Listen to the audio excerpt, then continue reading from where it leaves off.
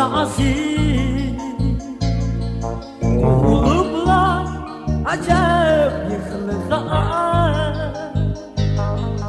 Gözlerimde hiçbir doğuk değmay Marcan bulup tökülgen yaşlar Yaşımda değmay anne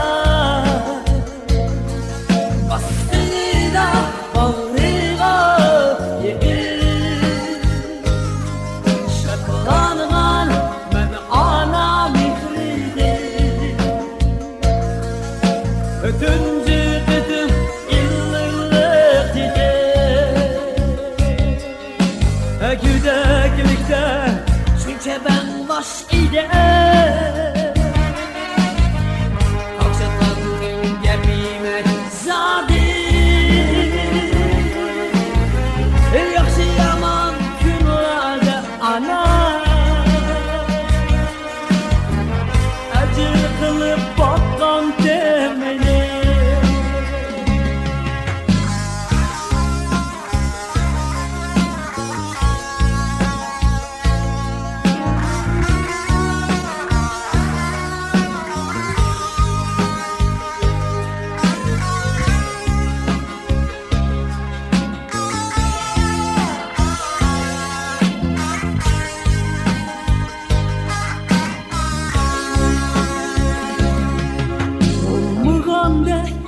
Dünyadan razı